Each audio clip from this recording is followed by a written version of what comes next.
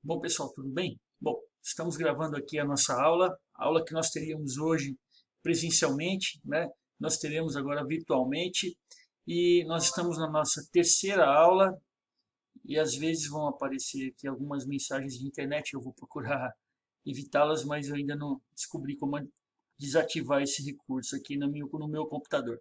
Bom, vamos à nossa terceira aula. Nós estamos falando aqui de um tema que toca na questão da descentralização territorial ou geográfica do Estado, que no modelo brasileiro é um modelo descentralizado, constitucionalmente descentralizado, portanto nós temos uma federação brasileira de União, Estados, membros e municípios. Nós já falamos das competências materiais e já falamos das competências legislativas, então nós já estudamos o artigo 21 ao artigo 30, né, da Constituição Federal. Hoje nós ainda vamos avançar nesse tema, mas nós não vamos focalizar as competências, e sim como esses estados estão organizados. Então nós vamos falar um pouquinho da organização política e administrativa desses entes federativos. Nós vamos começar falando do patrimônio da União, dos estados e também falar um pouquinho dos municípios. Vamos falar também desse processo de criação, né, de fusão, cisão, incorporação de estados e municípios. Tá certo? E vamos falar também da capacidade que esses estados têm de auto-organização, de autogoverno, de auto-administração e também de autolegislação. E esse então será o tema da nossa aula de hoje. Bom, vamos começar falando aqui dos bens da União. Nós percebemos aqui no artigo 20 que há um rol, eu estou aqui com a Constituição, né, na minha mão, e há um rol aqui que estabelece quais são os bens da União. Nós precisamos entender esse tema a partir do estudo do direito civil, onde são estudados os bens, e os bens eles têm um regime de direito público e direito privado, ou seja, existem bens públicos e bens que compõem o acervo, né, da propriedade privada. Os bens públicos, eles têm também diferentes categorias ou regimes. Existem bens públicos de uso comum, bens públicos de uso especial e os chamados bens dominiais. O aprofundamento desse tema, né, eu diria que o desdobramento desse tema, ele vai ser estudado lá no direito administrativo, quando nós compreendemos melhor quais são os regimes de direito público com respeito aos bens. E aqui nesse momento nós apenas enunciamos quais são os bens da União. E o artigo 20 nos dá então essa informação. E diz aqui, são bens da União, e aí nós vamos encontrar aqui um rol, né, de 11 incisos. Eu vou fazer uma síntese aqui daquilo que nós consideramos o mais relevante, mais importante. E aqui nós vamos perceber que no topo da lista aparecem, né, os que atualmente lhe pertencem, os que vierem a lhe ser atribuídos. É uma cláusula aberta que nós chamamos, né? Depois nós vamos falar das terras devolutas, dos lagos, dos rios, ilhas fluviais, lacustres.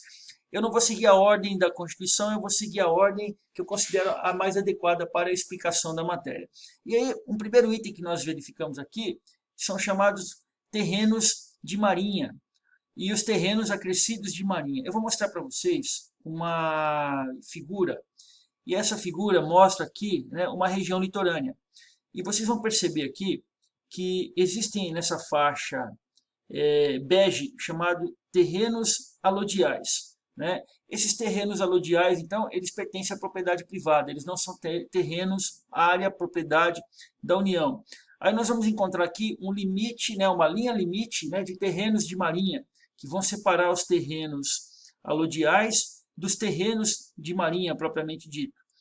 Então, nós temos essa faixa vermelha chamada terrenos de marinha. Esses terrenos de marinha são propriedade da União. Depois nós vamos ter uma outra linha aqui, que é a linha do pré-mar média, né? LPM, eu vou explicar, né? E depois nós vamos ter uma área que nós chamamos de terrenos acrescidos de marinha, que é essa área aqui mais próxima da praia, até que nós tenhamos aqui a praia, né? Essa área aqui que vamos considerar areia, e o litoral, né? A parte que é já o início do mar, né? Da linha do mar. Então vamos entender o que é o terreno de marinha, né? O terreno da marinha, né? Eles são terrenos da União identificados a partir da média das marés né, altas do ano de 1831, que foi então tomado como referência, né, do estado da costa brasileira daquele ano. Então, o nível da maré daquele ano, ele se tornou que uma base média, né, de marés altas e marés baixas, traçando-se a partir daí uma linha imaginária que corta a costa brasileira. Então, a partir daquela linha, né, nós conseguimos então imaginária, né, imaginariamente nós conseguimos então determinar o que são os terrenos de marinha. Uma outra figura que vai nos ajudar a entender os terrenos de marinha, eles estão aqui. Nós temos então a área terrestre, né? Depois nós vamos encontrar, né, o mar, né, no 0 milhas, e aqui no nível do mar começa aqui 0 milhas, depois nós temos 2 milhas, nós vamos chamar aqui de mar territorial, zona contígua, zona econômica exclusiva, alto mar.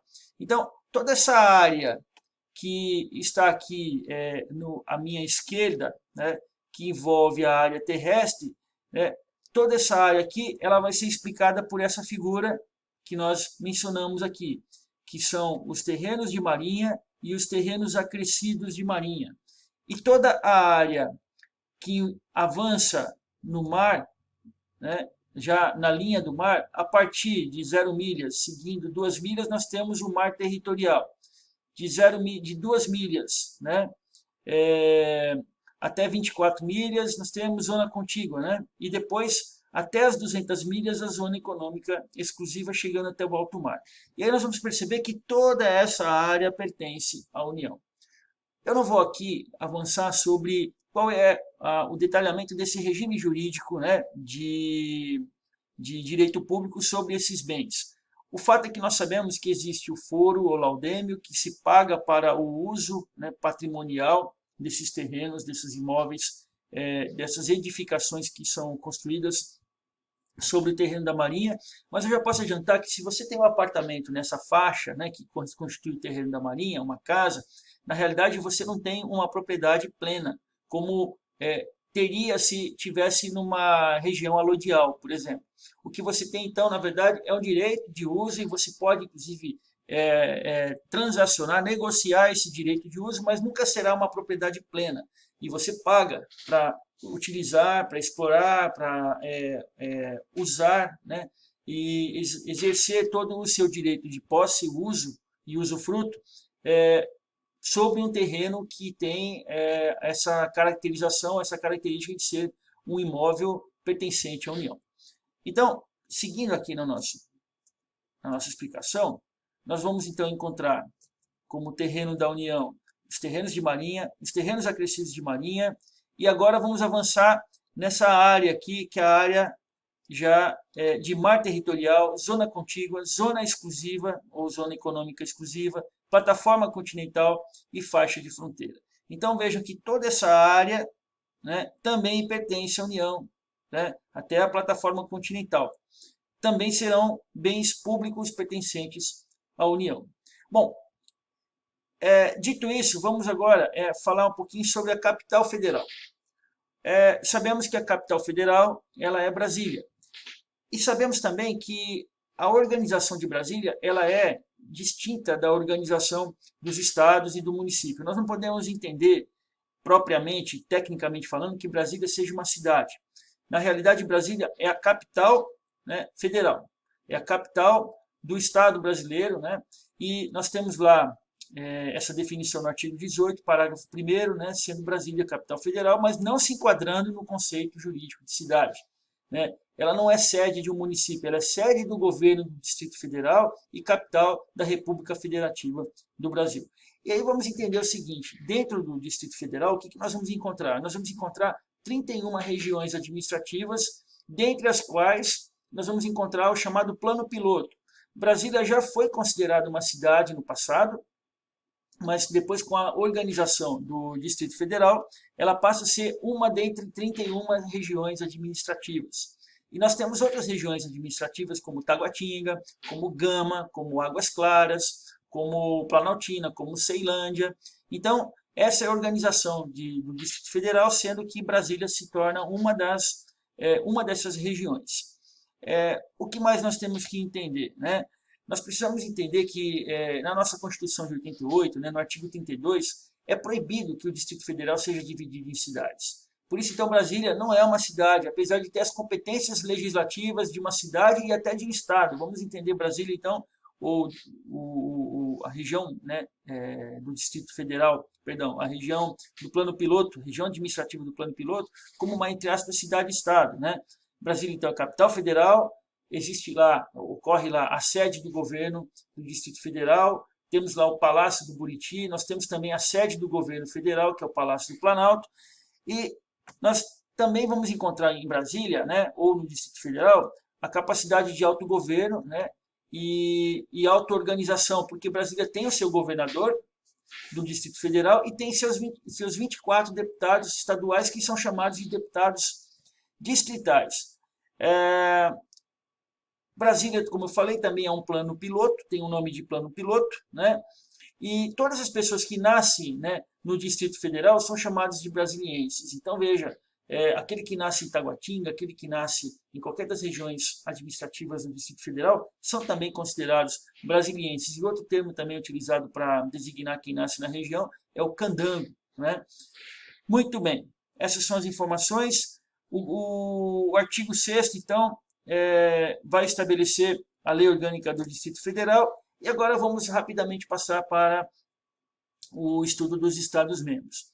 Os Estados-membros, né, como ente da federação, eles possuem, então, uma autonomia, não soberania. Lembrem, né, da união com a dupla personalidade. Existe a união, pessoa jurídica de direito público interno, tem autonomia, assim como os estados, mas existe a união, que é pessoa jurídica de direito público externo, essa sim tem o status de soberania. Os Estados-membros, eles têm autonomia. O que significa essa autonomia, né? Significa que eles têm auto-organização, significa que eles têm autogoverno, significa que eles têm auto-administração, significa que eles têm autolegislação. Eu já gravei aqui 12 minutos, eu vou parar agora a gravação e vou prosseguir na sequência com a continuidade da nossa aula. Então, me aguardem aí.